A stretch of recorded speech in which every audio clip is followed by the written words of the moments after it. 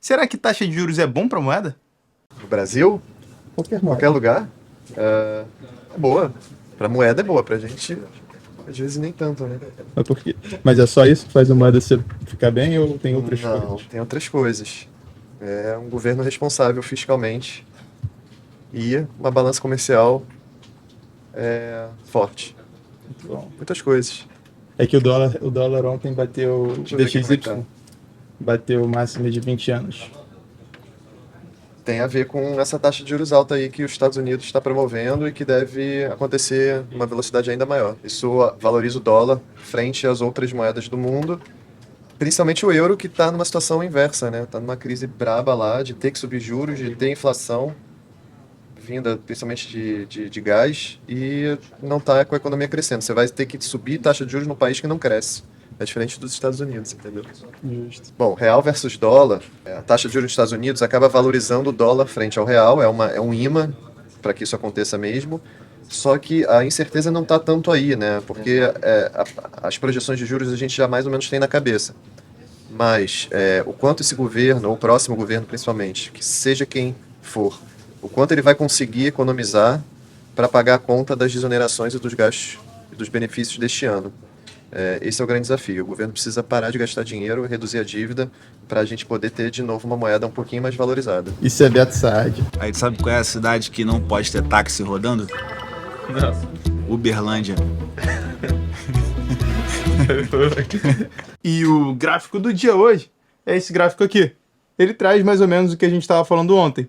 A gente tem aqui uma expectativa de 1,25 pontos percentuais para alta de taxa de juros lá nos Estados Unidos até o final do ano. Isso de acordo com as projeções que estão sendo feitas. Alta essa que vai ser dividida em até duas reuniões, uma em novembro e outra em dezembro. Falando de bolsa internacional, as bolsas praticamente todas caíram hoje ao redor do mundo, menos o nosso Brasil. A gente já vai falar sobre isso. Lá nos Estados Unidos, os índices chegaram a cair quase 2%. De agenda macro, lá nos Estados Unidos, a gente teve o seguro-desemprego, que veio levemente abaixo da expectativa. Isso é preocupante, mas não é tanto fim do mundo ainda. Até porque a reunião do Fed foi ontem, não deu tempo de nada acontecer com relação ao aperto monetário. Daria tempo de ter acontecido em relação aos outros apertos monetários, mas vamos manter um pouco a calma. Na Europa, a gente teve novo aumento de taxa de juros lá da Inglaterra, do Reino Unido, aumentou em 0,5 pontos percentuais, chegando a 2,25 pontos. Isso muito em linha com todos os países lá da Europa, que estão muito preocupados com a inflação, subindo juros. Dá uma olhada nessa tabela.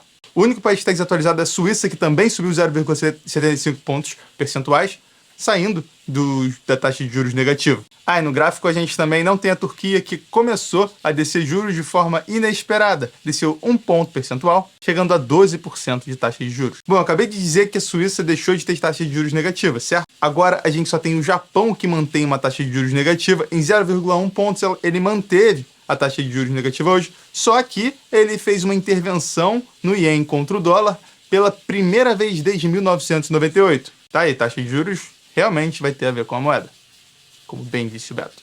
Só que não é só isso. Do lado positivo, a gente teve o gás natural batendo mínimas de 2 meses, o que é um reflexo de alternativas que os países europeus estão encontrando para suprir o problema da demanda do gás, que vem maior parte lá da Rússia, né?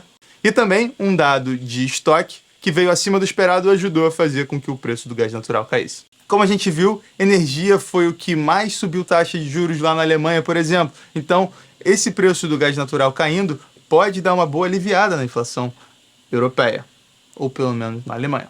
Agora falando de Brasil, que orgulho do nosso Ibovespa. Ele fechou aos 114 mil pontos, subindo quase 2% hoje, descolando totalmente das bolsas lá de fora. Vale e Petrobras foram os maiores destaques do dia de hoje, mas a gente também teve um bom destaque lá para o setor educacional, que subiu bastante. Já a Irbinha, reportou novo resultado com prejuízo e caiu 5% de novo hoje. Agora falando de dólar contra real. O dólar, hoje contra o real, caiu.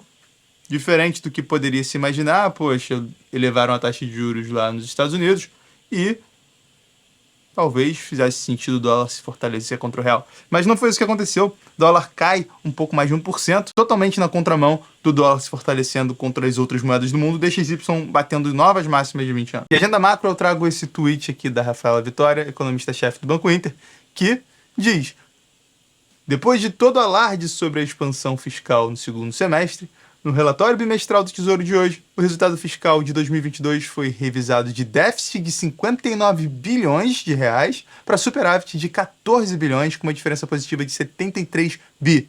Será o primeiro superávit do governo central desde 2013. Além disso, outro destaque da coletiva foi que o PIB subiu aqui para 2022. A expectativa do PIB subiu de 2% para 2,7% nesse ano. Bom, para amanhã a gente tem uma agenda relativamente esvaziada, a gente vai ter PMIs ao redor do mundo e a gente vai ter feriado lá no Japão.